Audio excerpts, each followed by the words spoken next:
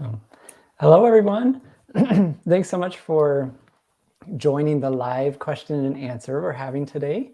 We're going to be answering your questions about OCD and anxiety. And I have a special guest with me today. I've got Kristina Orlova. And I've worked with Kristina before on some of her stuff. And I'm so happy that she is willing to come on here and answer some questions because she is so knowledgeable and knows what she's talking about. And so maybe can I have you kind of introduce yourself and let us know like who you are and what you do? Yeah, absolutely. So thank you for having me. I really appreciate it. So I have OCD and I specialize in OCD and I have my private practice. I've also started the OCD Whisperer podcast and I have the Mastering OCD membership to basically help anybody who really can't afford treatment or doesn't have access to a specialist. And so it's a membership-based business. So from every angle, I think like most of us in the field, we're always all trying to do something to keep helping folks be able to get the specialized training that they need. So yeah, that's all about me. Yeah. And you're in California? I am. I'm actually in San Francisco. Mm-hmm. Okay. Yeah. Mm-hmm. Oh, yeah, that's great. I know I love, resources like yours because it really, the specialty of OCD, it's so hard sometimes to find a therapist or to even afford one to see regularly. And so just to have different resources like your podcast and your membership and all that, like it just gets people together and definitely more affordable, but still getting some really good help and just assistance. So.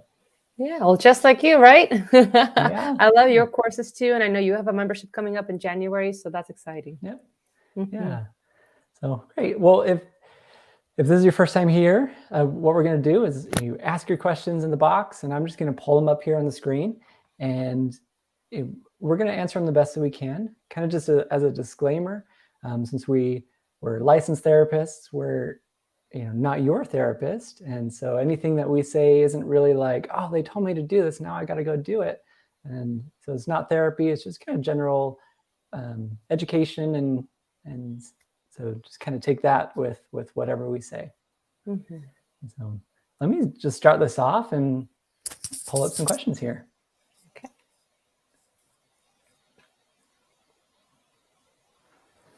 So I have guilty staring on eyes OCD. What should I do? Sending you my love.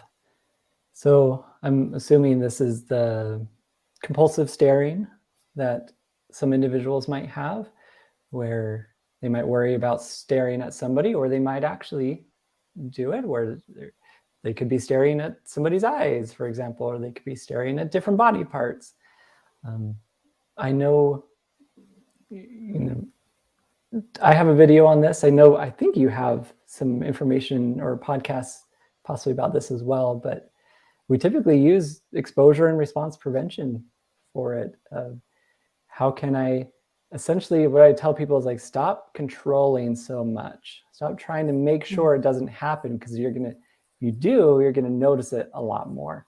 Mm-hmm. If I go in and I say, okay, I gotta make sure I don't stare at anybody, I'm gonna really be so hyper aware of if I'm staring or not, that's gonna cause the anxiety, and I'm probably gonna be staring even more. And so I always just say, like, we kind of step back and say, hey, whatever happens, happens. And we try not to control it so much. We learn to accept that I might stare, I might not. Someone might catch me, they might not. Might feel lots of anxiety, might not. But either way, I'm choosing to not figure that out or control it so much. Mm-hmm. Yeah, I love that. That's a great way to describe it. Yeah. Mm-hmm. Yeah. And so I don't know if you have any thoughts, or if there's anything you kind of tell your for me, yeah, so I mean, kind of what you said, and I think the biggest thing that I do want to say here is that whatever whichever way anybody's OCD latches onto something, I think the hardest concept for everybody generally is just to embrace that idea of how can I just sit with this and not control it, or how can I just say, well, maybe something will happen, maybe it won't. and facing that uncertainty. And, I think that's the part of where, seeing either a specialist or signing up for, a program or something where you can get a little more education and training and practice will really be beneficial. Because the truth is that exposure and response prevention really works for any and all ways that OCD shows up. So, yeah. Yeah. So I like that. Getting the right care definitely can help. Mm-hmm. So I kind of have a two-parter here. I really know that I'm heterosexual. Like I know it from the bottom of my heart, but my mind always tells me that I'm bi and that I want to be bi and that I would enjoy it. Even though it's not true, and it makes me so confused, distressed, and anxious. And it makes me think that I'm just lying to myself, that I am in denial or in repressing it. I hate it. And so, man, this is, I don't know about you, but this is something I hear like all the time. That like, I know for sure that I'm not. I know myself. I know this isn't me. And but I still have all these thoughts or even feelings or even sensations. And I mean, is that something that you might hear, Kristina? Yeah, so I was going to say, I actually at one point had 5 clients in my practice who all had the specific way that it was manifesting. And I started a group for them just so that we can all, get together and talk a little bit about this and also do ERP together. Because, again, remembering how OCD really works is that it literally will latch on to things that you really care about the most. And then you start to really be doubtful and be extremely uncertain. And of course, the more any one of us with OCD engage in compulsions, the stronger the obsessions get, the more the anxiety gets, right? So anxiety doesn't go down, it doesn't decrease. And I think also the more we try to, think our way out of something and logically think about it and rationalize with it, which, is something we typically might do in other situations, but that's the paradox with OCD. It's the more you do that action, it actually has the opposite effect. And so usually you go deeper into that rabbit hole. And so, this whole thing of feeling more confused, distressed, anxious, absolutely, right? That those are definitely the feelings that come along with it.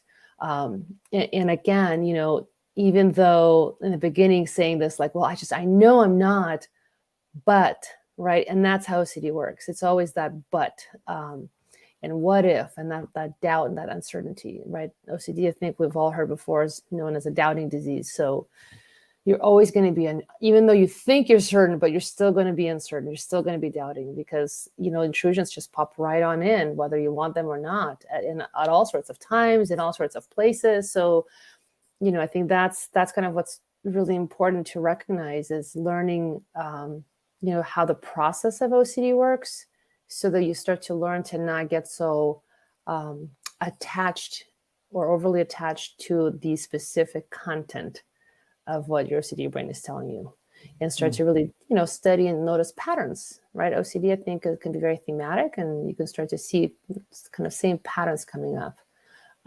regardless what the topic is, right? It's usually that intrusion, then you have that immediate sense of that flight and fight, anxiety, then you have this immediate sense of urgency, like I have to do something about this, like you were saying, Nathan, right? Control. And what is it like to give up that control? What is it like to say, okay, let's just see what happens. Let's see if there's something else that can occur other than me just doing more of the same. Because obviously if you're doing compulsions, you probably figured out by now, it's not going away and compulsions get bigger. So yeah, I think it's, thank you for sharing that. And I mean, the reality is that a lot of people actually struggle with this specific subtype. Very well said. And something to add is, man, the world loves to see something like this and say, you are in denial or you are repressing it. Mm-hmm. And because they don't understand OCD, they don't know what it is, the nature of it. They just assume you're going through maybe what everyone else goes through. Mm-hmm. And, I try not to give reassurance or use logic very often, when I'm talking to individuals, but one thing I often look at is like one person who might be going through the exact same thing and wondering, isn't feeling anxiety, or an urge to fix or know right now in the specific moment. Versus someone that has OCD, that's exactly what they're doing. And so we, just like anything else, a lot of these answers are going to sound the same. We're saying, we don't know. And we're choosing not to know, which is like the hardest answer. And to not fall for, I'm in denial, or I'm in repression, or I'm repressing it. It's like, maybe I am, I don't know. It's choosing to just move forward regardless of how you're feeling. And easier said than done, of course, but it takes practice. Yeah, exactly. That's what I was going to say. But it's just a muscle like every other muscle in the body. You just have to keep practicing it over and over again. Yeah, great question. Tony says hi. Hello. Hello, I'm from India, and I'm suffering from sexual orientation OCD. And now everything seems questioning. I feel numb, lost, and lost all hopes. I was hoping that kind of the answer we just gave kind of works for this one as well, that because it's all the same thing, just questioning and wondering. People are trying to find that answer so badly that that's kind of where the OCD loves to live. And so when we choose to say, I'm not figuring this out, that's where OCD doesn't want to live. And I love what you said. It's a muscle that we practice using to give it that uncertainty and choose to just stick to what we care about. Like, if I want to go on a date, I'm going to go on a date. If I want to, I don't know, hang out with my friends, I'm going to hang out with my friends. If I want to watch this movie, I'm going to watch this movie. Like, that's what we focus on, not like, if I do, it means this. Like, we're not doing that. We choose to just say, I don't know, maybe not. So kind of like the magic words to a lot of what OCD throws at you. Yeah. And, as you were talking, it made me think about how, and I am sure, well, I don't know actually if people heard this, but, if you really look at OCD, the OCD brain really loves to, because it wants that certainty so much. So it's really creating this polarity of this all or nothing situation. It's all good or it's all bad. And so, a person with that then starts to basically do everything and anything they can to really get the answer to that riddle. Like, am I all good or am I all bad? Is this true about, or is it not? Does this mean something? Does it not? And so if you can just kind of even grasp that concept, sometimes that's a way that I've also talked to folks about, like, hey, maybe let's practice choosing the middle road, right? That maybe road, that I don't know. I'm not going to keep jumping to that all or nothing and trying to answer that question, but just see what it's like to temporarily say, for right now, I just don't know. And, the more you embrace it, exactly like, whether it's HOCD or SOCD or it's compulsive staring or literally any of them, it's literally practicing that muscle so that you can really proactively learn and start to see the difference of, when your OCD brain is throwing something at you that, may or may not be accurate. Yeah. And I often think of commitment. I'm choosing and committing, for now to not figure this out, and later to not figure this out. Because that's what the brain often wants to do, is like, right now you're okay not staying uncertain, but you have to know eventually. And so that's where it keeps people trapped, is that feeling of like, you'll know eventually. And so somehow you're going to have to get there. And we often say, well, maybe we commit to just choosing to never know. But really what that ends up meaning is people kind of know because their OCD often trails off to something else. And that's not even a thought or a worry or a fear. Or they've done treatment so much that it really just doesn't even matter. Their brain doesn't even want to bring those threats anymore. Yeah, I almost, as you're talking, I remembered another thing to say. It's kind of like you're choosing to give up arguing, right? You're just saying, sure, fine, whatever, right? And that's that practice of agreeing with whatever the brain is saying, right? Because if you keep engaging, like if this is a friend of yours and you keep arguing with them and talking with them and they just won't listen, and you're noticing it just everything escalates, then at some point you might want to just notice that and say, do I want to keep arguing with this person? Right? Do I want to keep doing this? Because there's never really any great outcome out of this. So maybe I just kind of choose to stop arguing. Yeah, I like that.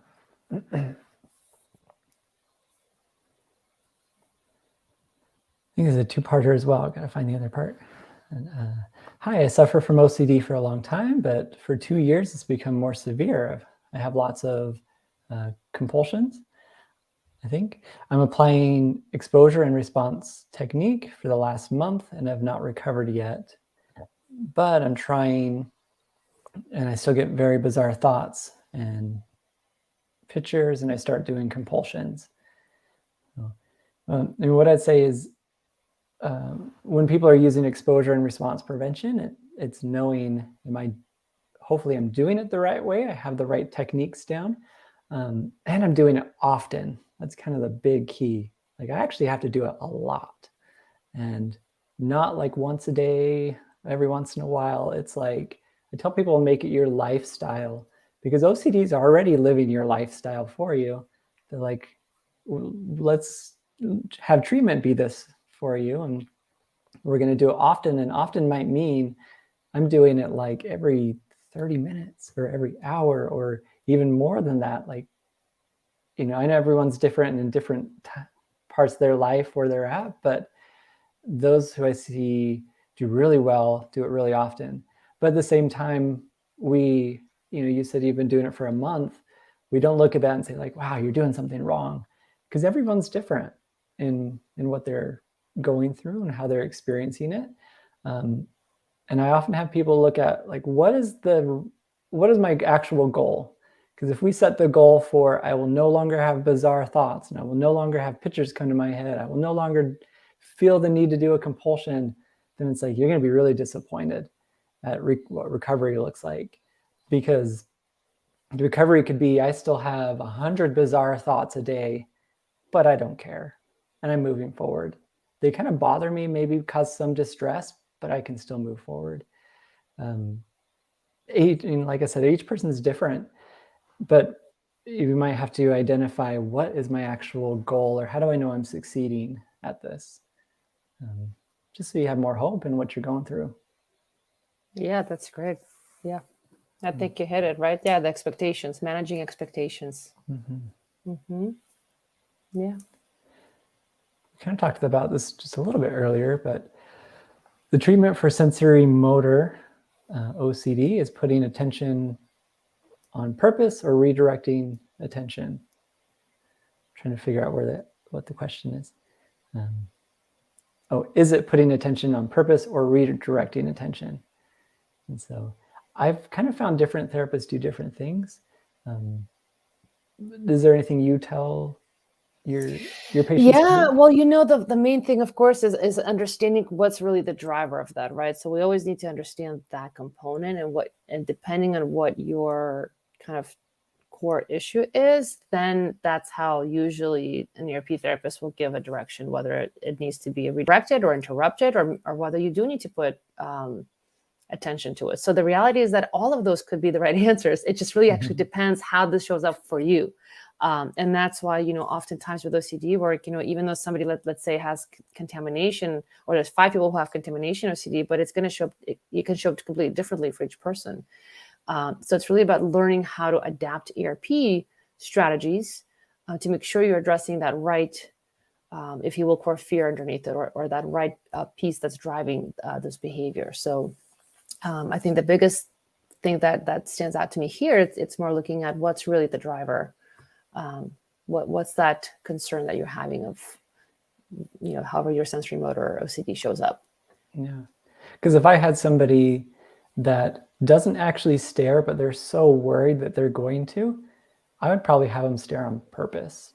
That's just kind of how I'd say, let's go to a grocery store and look at every person walk by on purpose, because you might be so worried that you're going to do it. For someone who actually is staring, each person takes it a little bit differently, but I've had individuals kind of use almost a mindfulness type of approach. I'm going in, I'm not controlling whatever happens. So if I happen to stare, I stare. And if I don't, then I don't. Because if I say redirect, don't look at that person, then we're saying, man, that has a lot of value and a lot of power. And we just said that's bad. So if you stare, that's bad. And so typically I don't tell people to redirect. It's more of accept it if you did. And if you didn't, then you didn't. But we're not putting value on like, oh, that one was for 10 seconds or that one was for 1 second. That person might have noticed me. We're not trying to figure all that stuff out anymore. And changing the whole response part to it of like, hey, I'm so glad I get to stare at people today. That's wonderful. Just so that the brain knows how much you don't care about this thing. I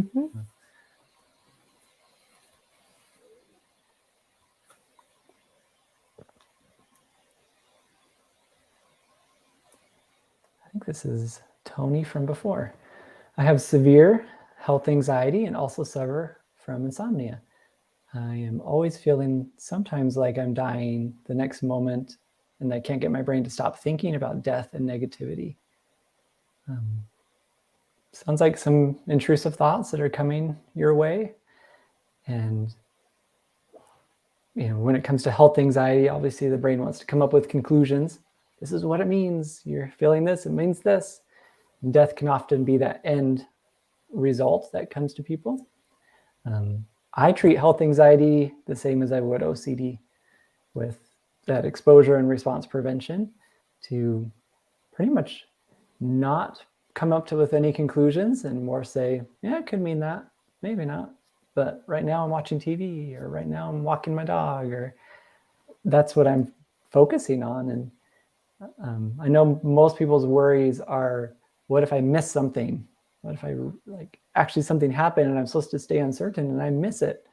Sometimes we have to risk that, which seems really, really tough. And just know that if there's ever a problem, we'll solve it. But we don't look for the problem.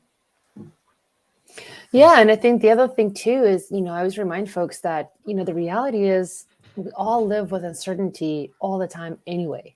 Sometimes we forget that, right? And so if you step back and kind of realize the rest of your life in so many other areas, I'm pretty confident you have uncertainty. But what OCD loves to do is it'll attach to a certain theme, or something will get sticky suddenly, or a couple things, and suddenly that one thing becomes the one thing I can't tolerate being uncertain about. So I think just as a concept to realize and recognize that, right? Because the reality is every single human on the planet Earth, we know for sure we were born. We know for sure at some point all of us are not going to be here. We don't know when, we don't know how. So we're really all living with that. We just don't consciously per se always have that at the forefront of our minds. But, we deal with that kind of stuff all the time. And then talk about this pandemic that's happened. I mean, there's that, right? That has been extremely uncertain. So I think, I think a piece to not forget is to sometimes put things in context a little bit and remind yourself that, like, yeah, I this is how things are showing up for me, and I'm not sure, I don't have an answer for this stuff, but there's other stuff I live with that I don't have answers for either. So I actually kind of already have this muscle, and I have to just remember that muscle is already there. And I'm just in this area, I seem to have a lot less tolerance.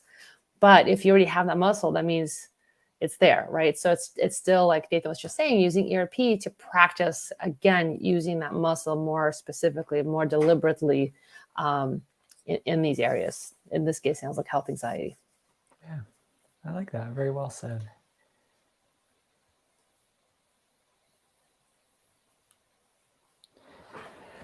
Why is Harm OCD so hard to accept? Uncertainty and the feeling that it brings, that it is your true nature, and the feeling of not knowing who you are, you'll never get your old self back. And that is like the crux of OCD. Yes. Right there.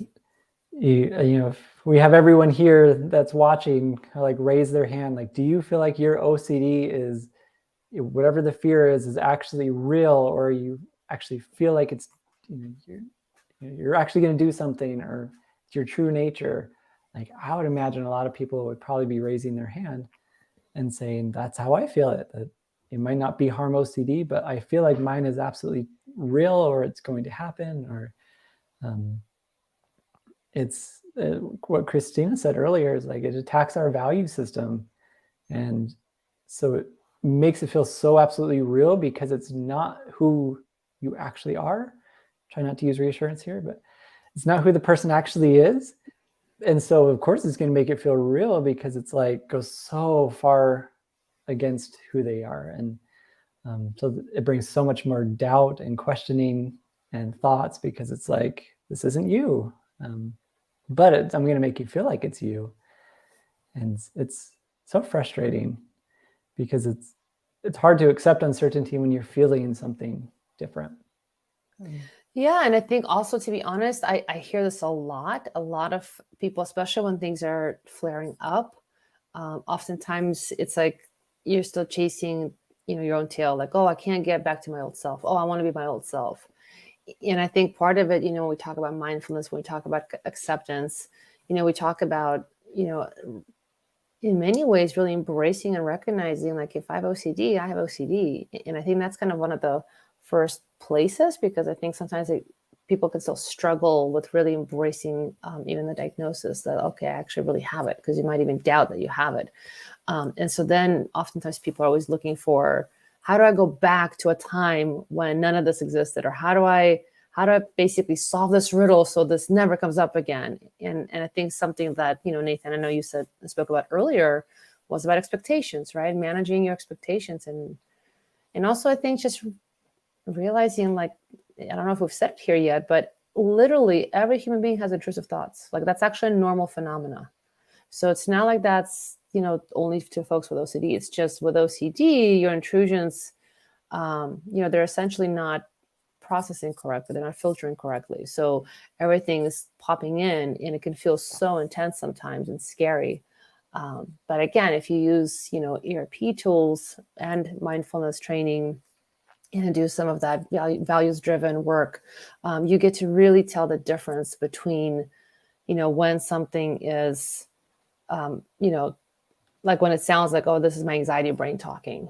So you start to really create that separation and that differentiation between, yourself versus when you're in that peak of anxiety mode. And really, it's really about just learning, when to use what, like when is the right time. Because with OCD, it's not like we never think about stuff. It's just when you're in the peak of stuff, that's not the right strategy at the time, right? We don't want to sit there and start to try to figure this out and answer those questions. But when things cool down again, you do want to come back and look at it and go, wait a second, what just happened there? Because that's where you can get a lot of that learning to take place. And that's what ultimately we want. So, yeah. Yeah, I like that.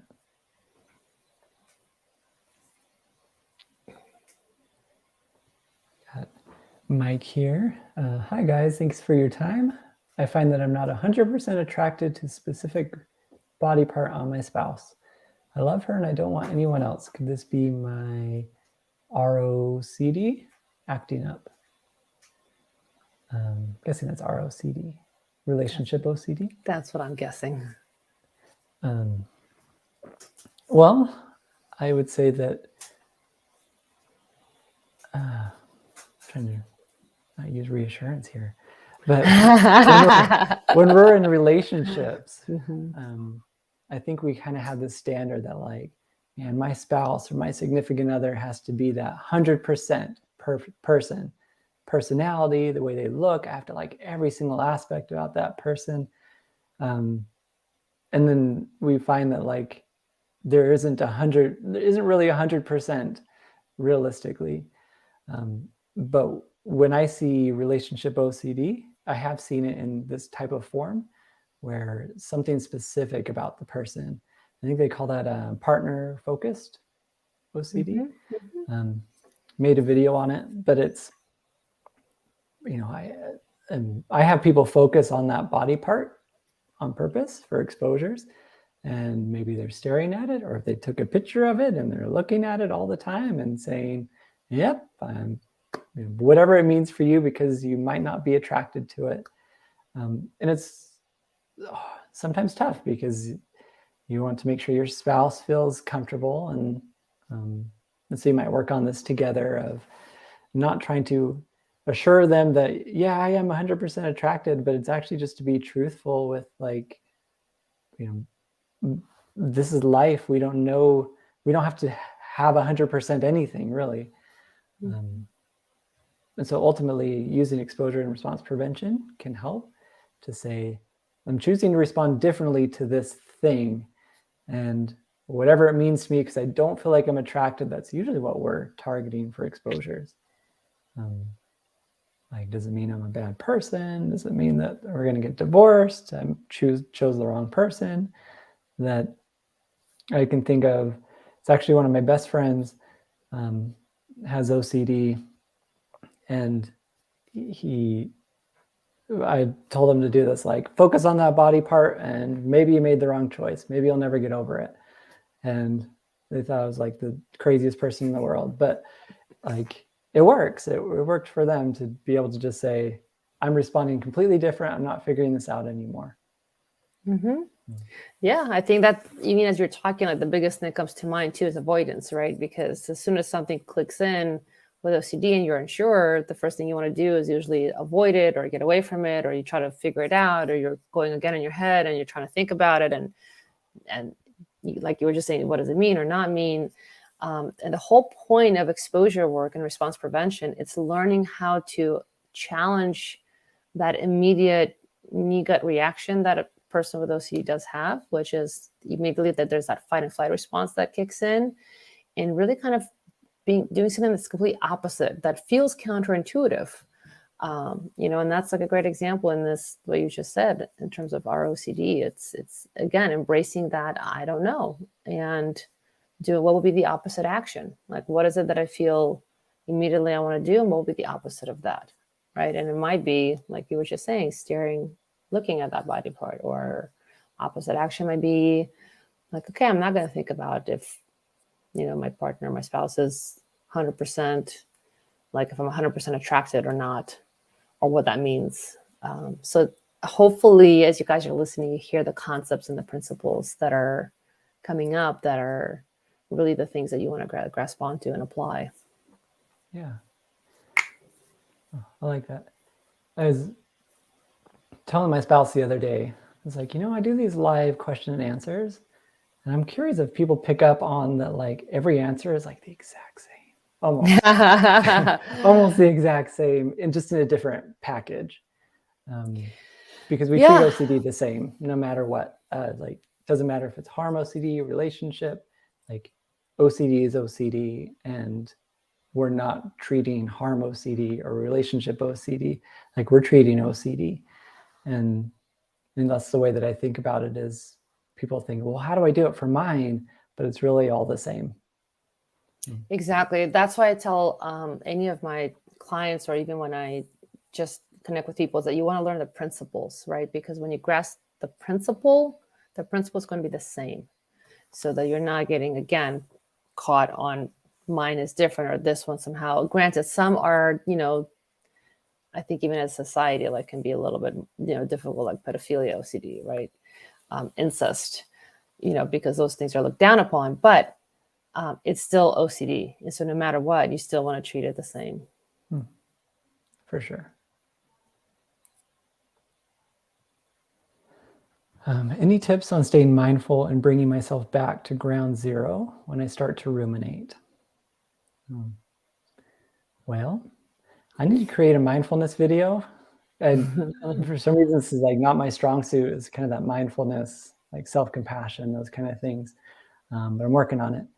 But I often think if I'm ruminating, we practice being mindful by obviously staying in the present moment. We want to be where we are, but not say, okay, now I'm ruminating, so I need to meditate, or I need to, do some mindfulness so I can get these thoughts to go away.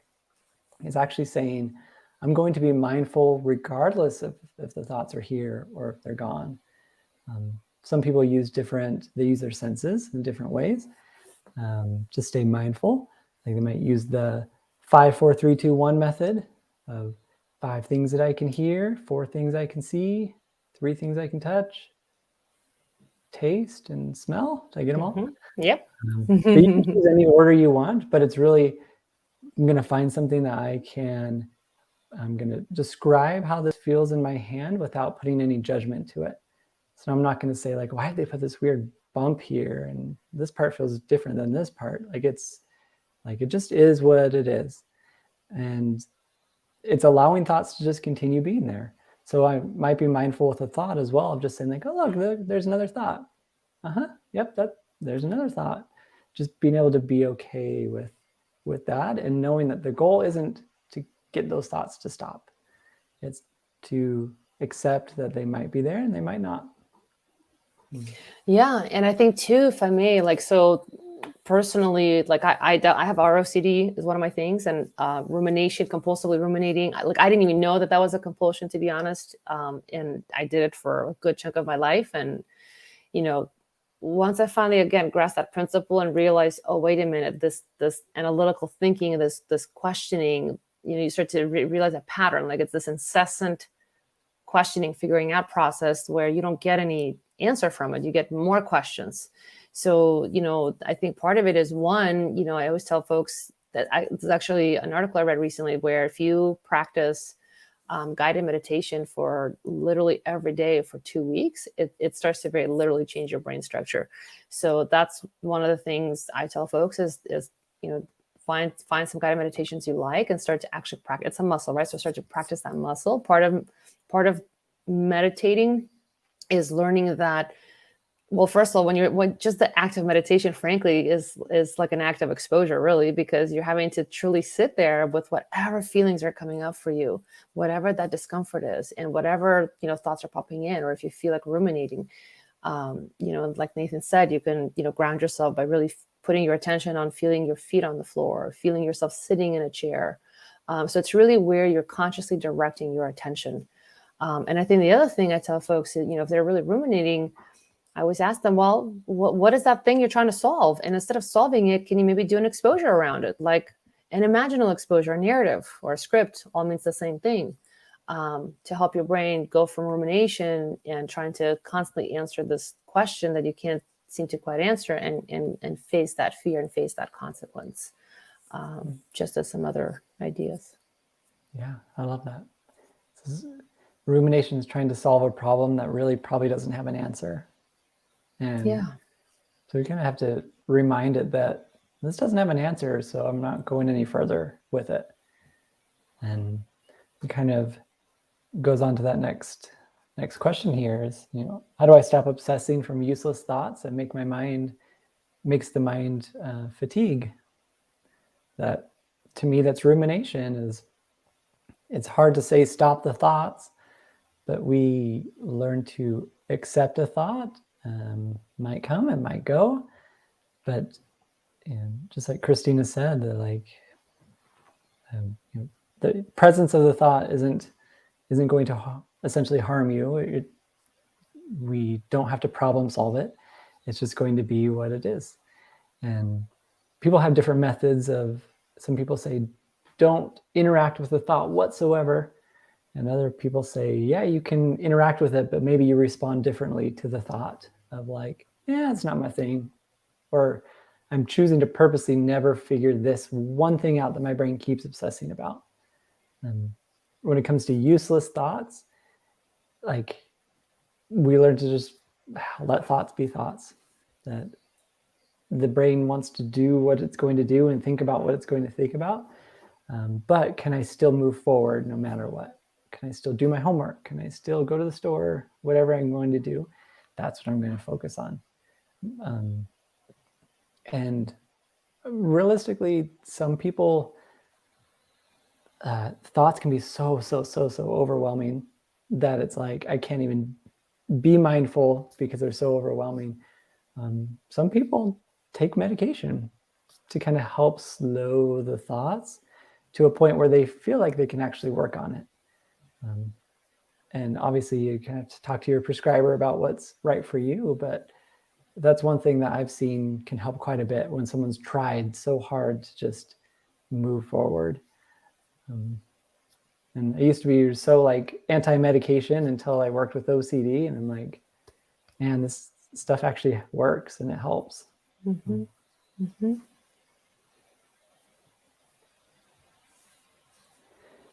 And speaking of medication, I didn't even plan that, but for OCD, how long should we stay on meds? I've been on them for almost 2 years. This is a lifelong thing, or is it temporary? Well, we can't really tell you because we're not prescribers. I know just through experience seeing individuals that some people will be on a medication, they'll do exposures, they'll do really well. and then they'll start tapering off the medication. And then I'll get a call from them a few months later, like, oh, I feel like it's all back. Not every person, of course, but I find that like it's finding that good combination of like, what is the medication I need for me? And some people have accepted I'm going to take this the rest of my life. And others work really, really hard to taper that down. But I always tell people, if you're choosing to not be on a medication after a while, like treatment has to be your medication. And it has to be a daily thing, like every single day, maintenance to remind yourself those things that don't bother you anymore. Even if like, I don't know, if I've never been able to touch my chapstick, but now I can do it, I'm still going to remind myself every day that I can still touch this chapstick. That it's just reminding ourselves that you got it. And being okay saying, if I need to take it again, I will. Because there's so much stigma around that medication, but it's really not the worst thing in the world. Yeah, absolutely. And I mean, as you were saying, like one is just, again, to put it out there, when you're not a prescriber, this isn't quite like my scope, right? But same thing. I've seen people do all sorts of things with medication. I've seen people take it short term just to be able to do ERP. I've seen people come on medication, do ERP, and then come off because they just needed that assistance to learn how to do ERP. Some people have been on medication for a lot longer. So it's such a personal experience, to be honest, and there's no right or wrong answer. But like Nathan was saying, I think the most important piece here is that, when I think some folks I've seen where they just only want to take medication, which again, that's your choice. But the reality is when you're doing ERP, what's different with ERP is that you're literally relearning something. Like your brain very literally gets to get retrained, and you're changing everything because you're changing your behavioral response. So if you haven't done or had that training yet, I definitely put it out there to get some ERP under your belt, and then make sure that, like Nathan was saying, it's just like going to the gym. Like if you go, the first, I don't know, couple of months, and then suddenly, I don't know, you decide to say, okay, well, I'm going to only go once a week. I mean, do you think you're going to have any gains that you're going to maintain? Right? It's like, no. So you want to, you want to do things enough till you get that muscle nice and strong and robust, and you feel like, okay, I really feel more confident, like I got this. And then it's all about maintenance mode, because it's way easier to stay in maintenance mode than to have to kind of feel like you have to start all over again. And so that just means literally that once you have ERP, and Nathan mentioned this in the beginning, choosing a lifestyle of ERP, which basically means when you're doing your day-to-day life, you want to start to look at things from that lens of ERP. Like if something's coming up that is something you might want to avoid because your anxiety starts to show up in your OCD, you might say, you don't get to have that anymore. I'm actually going to proactively choose to go ahead and lean into that experience, or I'm going to actively choose to go and do that thing. So you're being a lot more proactive, and so you're making different decisions. And just that shift right there, that has you have a lot more control and power back in your life. So funny enough, it's letting go of control that gives you that control. And so, whether you're taking medication or not, if combining it together with ERP is really going to be, I think, the most beneficial thing. And then the more you do ERP, there's definitely been plenty of folks I've worked with, at least for sure, who even when they were on medication for a while, were starting to taper off. So again, it's a really personal choice. There's no wrong answer. So it's one of those things you'll have to see. Yeah, I like that personal choice, because we can't look at somebody else and say, well, they did it. They're not on medication anymore, and they're doing treatment. Because everyone's chemistry is a little bit different, and their brain and their body, and we say this is your personal choice, and find out what works for you and what doesn't work for you. Mm-hmm. So really well said. Is there a way to tell if I have OCD without getting tested? Because I can't stop rechecking things, worrying about not rereading, etc. But my mind doesn't seem as bad as other people's. Well, I mean, for me, I would say go see a professional and see if you can get it tested. That's your question, is like, can I do it without that?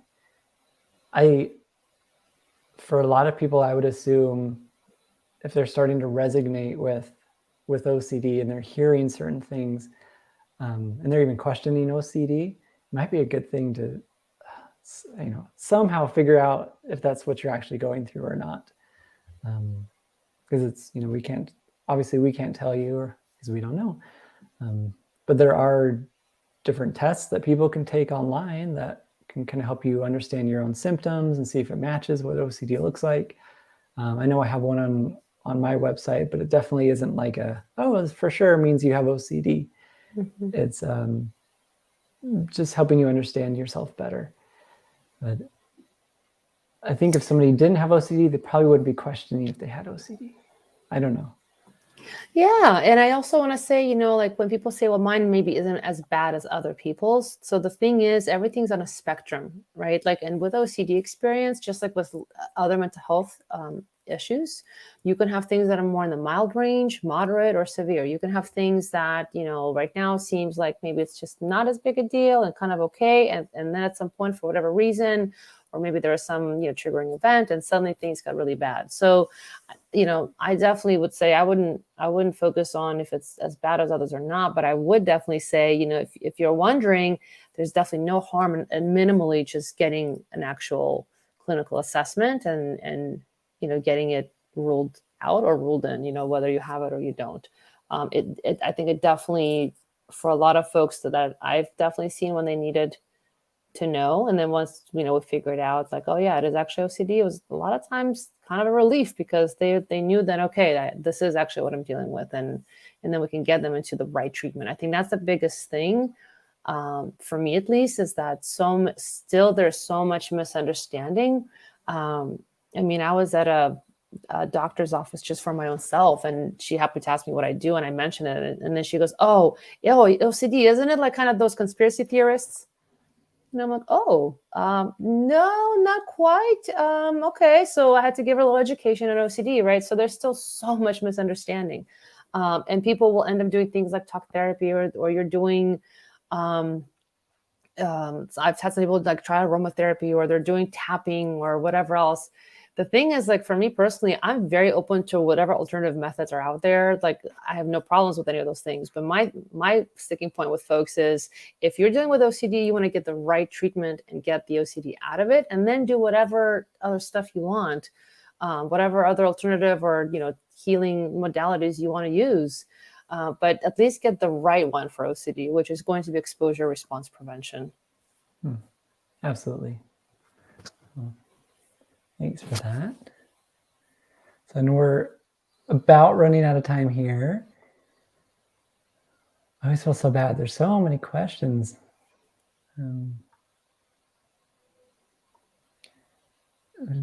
Get Annie here. I remember you, Anna, from last time. But how do I deal with the fear of being the exception? I genuinely feel the exception because of my really vent OCD. So how many times have you heard that? I hear that a lot. Like, if they only heard what mine is, you would think it's something different. Or if I told you my experience, you would think that it can't be really vent OCD. This mistake's way too horrible. Or, and I like what you said earlier. It kind of goes with this. Like, everything's a spectrum. It doesn't matter if it's small mistake, big mistake, really big mistake. Like, OCD can be what OCD is. I can feel anxious, I can feel shame, I can feel guilt. And if you already know you have OCD or not, hopefully getting diagnosed with that and doing treatment and not getting caught up on like, mine's really bad though, because OCD is OCD and we're going to do the same treatment, whether it's something really small or something really big. I've had people like, mine's like the most horrible thing in the world. And it was like, I took 2 samples at Costco 5 years ago, and I don't know, they told me I could only take 1. And, like, that's a small mistake. And I've heard really big mistakes, but for me, it's like, all I hear is OCD. And so we're going to treat it the exact same way. And so we try not to get caught up in that. Yeah. I think that's definitely one. I do want to kind of just say that it's tough because when you think about OCD, you also can hear things like, well, it can be intrusive thoughts, and you realize like you're having these, thoughts that just like I wouldn't imagine like I'm gonna grab a knife and like stab my mom, right? But when you have a real event or a real mistake, the problem is that like something has actually perhaps taken place. But what's happening is your OCD brain, though, starts to, like go on a rampage and putting everything into this catastrophic place. And then you start to lose your capacity to actually detect, is this really a threat? Is it that degree of a threat? Is it not? What's going on here? I had somebody where, one of the things that came up for this person was around her dad, for example, and suddenly for literally there's nothing that really happened, but the brain suddenly started latching on, and there's a lot of rumination that started around, oh my gosh, did my dad touch me appropriately when I was younger? Or maybe he didn't. Maybe something's off. Maybe I'm missing something. No, all of you guys are missing something. And suddenly we're off and running. And it got really, really bad. And so, the biggest thing about real event or real mistakes is realizing, number one, we're all human and we do make mistakes. So let's be direct about that. We all make mistakes. We all sometimes fall and kind of have to get up and brush things off and go, okay, let's go at it again. So mistakes is part of life. None of us live in some little bubble. But, when you make a mistake, like we were saying earlier, the principle of realizing how OCD actually works is that something happened. And then now years later, I'm still stuck on that one event and I'm still going through this cycle of trying to figure this out. And I can't seem to disengage from it, right? Because that's what you have to look at. Like people on average probably, whatever mistake was made or not, they think about it, they usually figure it out and they kind of move on. They learn their lesson, whatever they need, and they move on. Right? OCD, what happens? We don't move on. We get stuck. And we can get stuck for years. I had somebody who had something like she did in college, and now it's been like 15 years later and still getting really stuck on that one event. So, I think that's the biggest thing I just want to put out there and say in terms of this. And like Nathan said, we want to kind of step back from saying somehow mine is the exception or it's different. It's like it's OCD is OCD is OCD.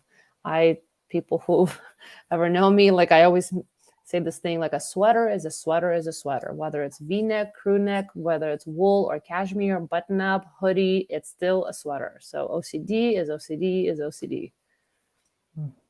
Yeah, I like that. I haven't heard that. Sweater is a sweater. That's well, right. I know there's so many questions here, and if you're able to hurry and copy this over into the comments because they disappear for like 24 hours for some reason, then they come back. I can go through and answer them. I definitely have the time to do it. And I've got, let me see if this works here. I never make comments in here, but in the description, I've got a free mini course that I'm releasing soon, and you can definitely go in and register for that.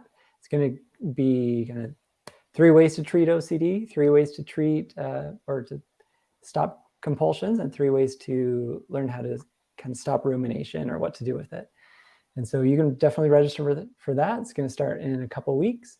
And then anything for you, Kristina, that I know you have your master course. I have that linked down in the description as well for anyone that's interested in just kind of knowing what you do and how you help and how you do your membership. But yeah. Well, the membership, it's basically pre-recorded videos, and then as part of a member, it's that once a month there's a group coaching call, and then once a month there's a live topic training call with Chris Tronson, who's also a specialist in the field, and so we cover more at length with the topic training, the different kind of subtypes and ideas for ERP. I also make sure every week there's Motivation Mondays, there's ERP Idea Wednesdays, and then Friday posting about mindfulness, ways to practice mindfulness. So anytime if folks have questions, between things, they can always kind of text there, and then I jump on every day and I check to make sure, if anybody has big questions that I answer them. And then of course, members get to give me also ideas of what they want to see more of, and we'll build it out from there. Yeah, well, awesome. So, I'm so happy that you were here, Kristina, and all of you guys that you came out and asked your questions. And like I said, put those in the comments because I'm going to go through and answer them for you. Yeah, and I appreciate you being here, and maybe I'll have you back. Yeah, thank you, Nathan. I really appreciate this. Yeah, thanks, guys. Okay, bye. Bye-bye.